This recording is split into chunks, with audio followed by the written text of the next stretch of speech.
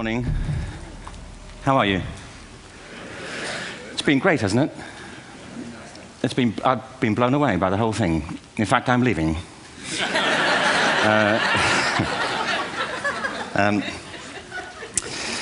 There have been three themes, haven't there, running through the conference, which are relevant to what I want to talk about. One is the extraordinary evidence of human creativity in all of the presentations that we've had and in all the people here. Just the variety of it and the range of it. The second is that it's put us in a place where we have no idea what's going to happen in terms of the future. No idea how this may play out. I have an interest in education. Actually, what I find is everybody has an interest in education. Don't you? I find this very interesting. If you're at a dinner party and you say you work in education, actually, you're not often at dinner parties, frankly, if you work in education. You're not asked, and you're never asked back, curiously. That's I think it strikes me. But if you are, and you say to somebody, they say, what do you do? And you say, you work in education, you can see the blood run from their face. They think, oh my God, why me? It's my one night out all week. But if you ask people about their education, they pin you to the wall. Because it's one of those things that goes deep with people. Am I right? Like religion and money and other things. So I have a big interest in education, and I think we all do. We have a huge vested interest in it, partly because it's education that's meant to take us into this future that we can't grasp. If you think of it, children starting school this year will be retiring in 2065. Nobody has a clue, despite all the expertise that's been on parade for the past 4 days, what the world will look like in 5 years' time. And yet we're meant to be educating them for it. So the unpredictability, I think, is extraordinary. And the third part of this is that we've all agreed, nonetheless, on the really extraordinary capacities that children have, their capacities for innovation. I mean, Serena last night was a marvel, wasn't she? Just seeing what she could do. And she's exceptional, but I think she's not, so to speak, exceptional in the whole of childhood. What you have there is a person of extraordinary dedication who found a talent. And my contention is all kids have tremendous talents, and we squander them pretty ruthlessly. So I want to talk about education, and I want to talk about creativity. My contention is that creativity now is as important in education as literacy, and we should treat it with the same status. Thank you.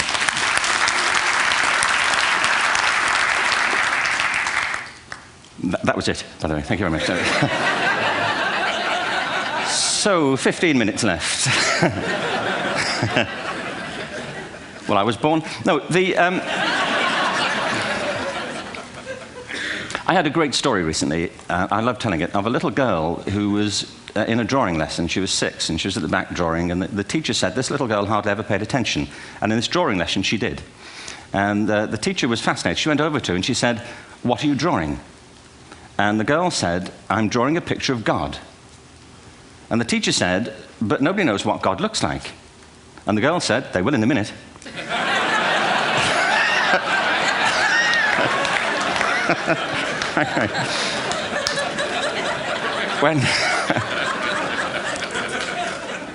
When my son was 4 in England, actually he was 4 everywhere, to be honest. I mean,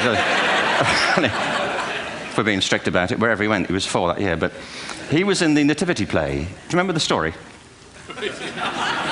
No, it was big. It was a big story. Mel Gibson did the sequel. You may have seen it. I don't know. It was Nativity 2. But James got the part of Joseph, which we were thrilled about. We consider this to be one of the lead parts. We had the place crammed full of agents in T-shirts. James Robinson is Joseph. He didn't have to speak, but do you know the bit where the 3 kings come in? They come in bearing gifts, and they bring gold, frankincense, and myrrh. This really happened. We're sitting there, and they, I think, just went out of sequence.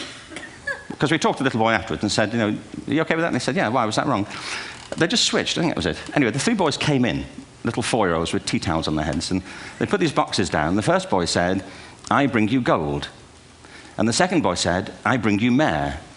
And the third boy said, Frank sent this.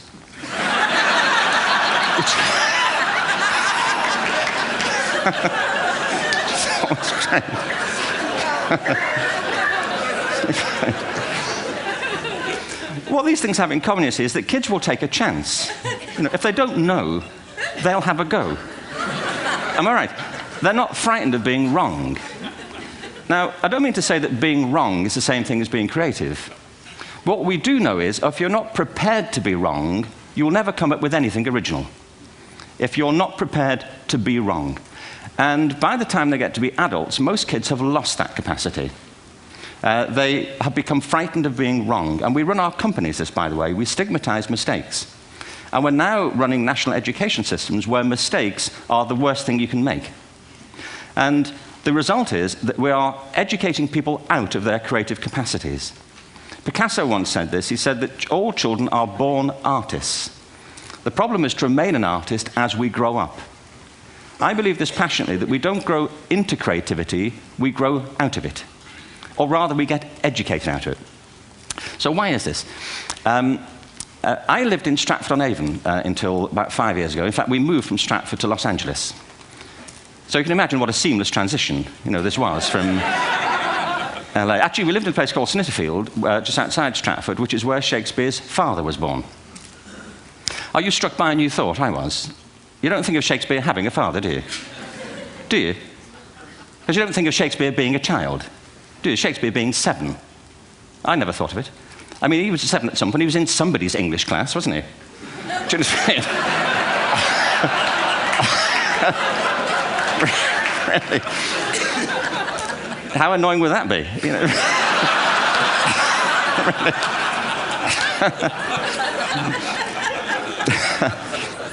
Must try harder. Being sent to bed by his dad to Shakespeare. Go to bed now, to William Shakespeare, and put the pencil down, and stop speaking like that. It's confusing everybody.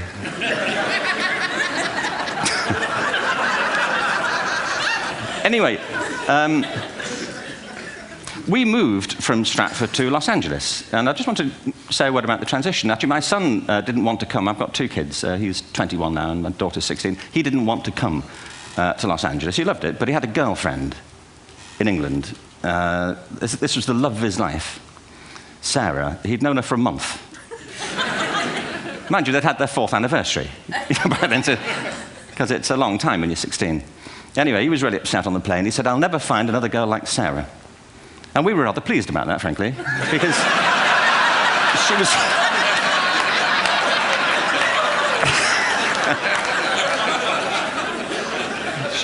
she was the main reason we were leaving the country.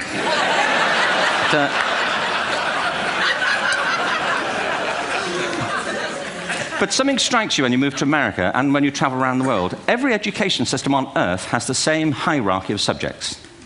Everyone, doesn't matter where you go. You think it would be otherwise, but it isn't. At the top are mathematics and languages, then the humanities, and the bottom are the arts, everywhere on Earth.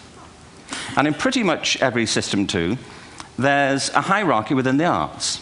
Art and music are normally given a higher status in schools than drama and dance. There isn't an education system on the planet that teaches dance every day to children the way we teach them mathematics. Why? Why not? I think this is rather important. I think maths is very important, but so is dance. Children dance all the time if they're allowed to. We all do. We all have bodies, don't we? Did I miss a meeting? I mean, I think... Truthfully, what happens is, as children grow up, we start to educate them progressively from the waist up.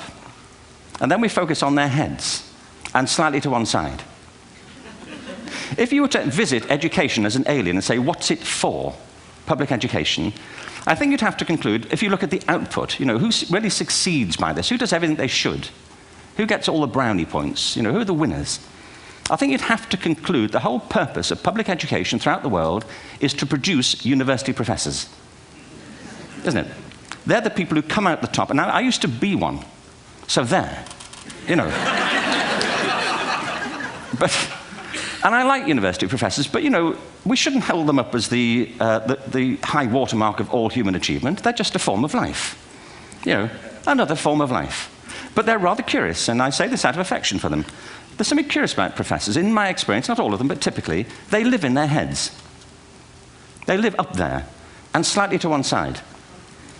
They're disembodied, in a kind of literal way. They look upon their body as a form of transport for their heads. It's... Don't they? It's a way of getting their head to meetings.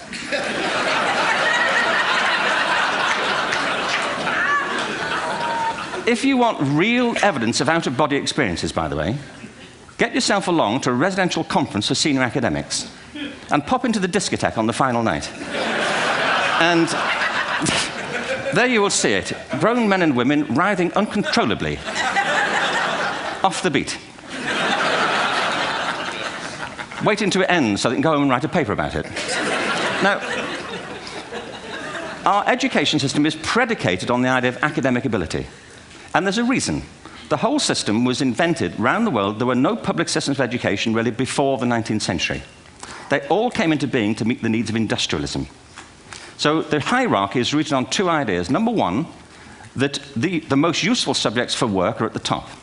So you were probably steered benignly away from things at school when you were a kid, things you liked, on the grounds you would never get a job doing that. Is that right?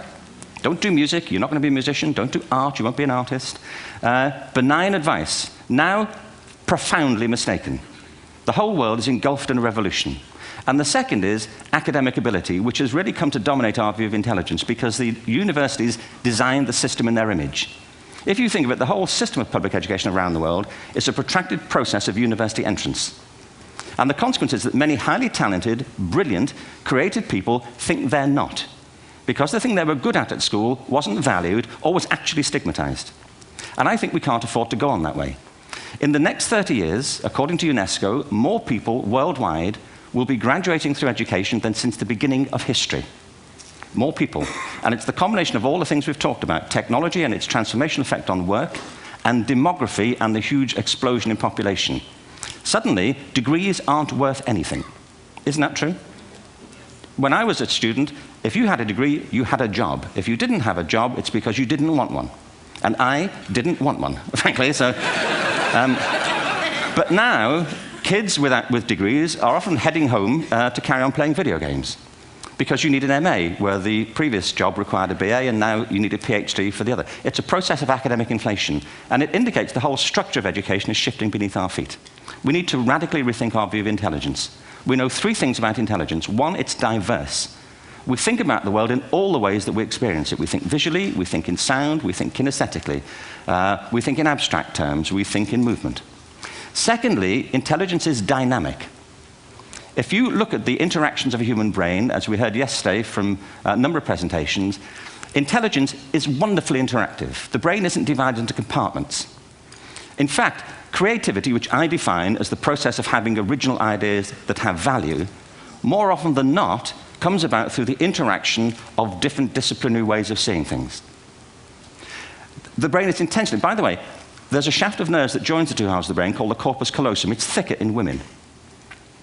Following on from Helen yesterday, I think this is probably why women are better at multitasking.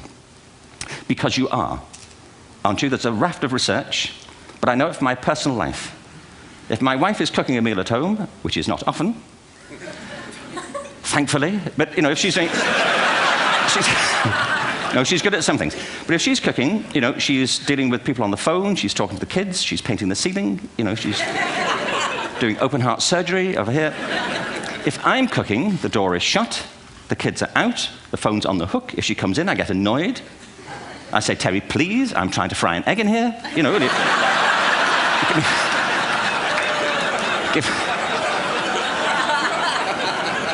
Give me a break. Actually, there was, do you know that old philosophical thing? If a tree falls in a forest and nobody hears it, did it happen? Remember that old chestnut? I saw a great T-shirt, really, recently, which said, if a man speaks his mind in a forest and no woman hears him, is he still wrong?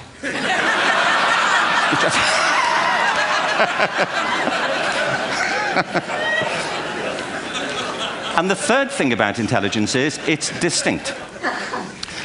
I'm doing a new book at the moment called Epiphany, which is based on a series of interviews with people about how they discovered their talent. I'm fascinated by how people got to be there. It's really prompted by a conversation I had with a wonderful woman who most people have never heard of. She's called Gillian Lynn. Have you heard of her? Some have. She's a choreographer, and everybody knows her work. She did Cats.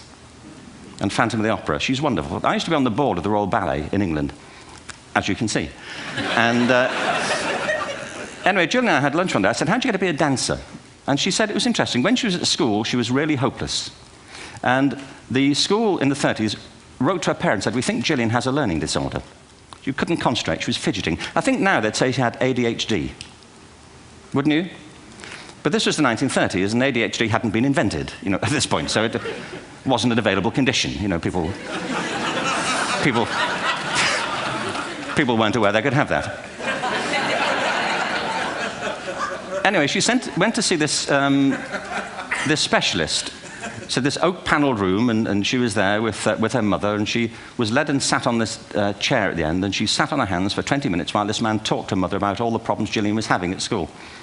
And at the end of it, because she was disturbing people, her homework was always late and so on, little kid of 8, in the end, the doctor went and sat next to Gillian and said, Gillian, I've listened to all these things that your mother's told me. I need to speak to her privately. So he said, wait here, we'll be back. We won't be very long. And they went and left her. But as they went out the room, he turned on the radio that was sitting on his desk. And when they got out the room, he said to her mother, just stand and watch her. And the minute they left the room, she said she was on her feet, moving to the music. And they watched for a few minutes, and he turned to her mother, and he said, Mrs. Lynn, Gillian isn't sick. She's a dancer. Take her to a dance school. I said, what happened? He said, she did. I can't tell you how wonderful it was. We walked in this room, and it was full of people like me. People who couldn't sit still. People who had to move to think. Who had to move to think. They did ballet, they did tap, they did jazz, they did modern, they did contemporary. She was eventually auditioned for the Royal Ballet School. She became a soloist. She had a wonderful career at the Royal Ballet. She eventually graduated from the Royal Ballet School, found her own company, the Gillian Dance Company, met Andrew Lloyd Webber. She's been responsible for some of the most successful musical theatre productions in history. She's given pleasure to millions, and she's a multi-millionaire. Somebody else might have put her on medication and told her to calm down. Now, I think...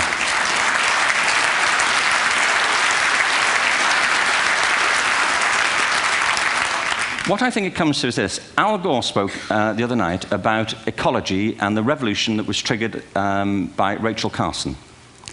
I believe our only hope for the future is to adopt a new conception of human ecology, one in which we start to reconstitute our conception of the richness of human capacity.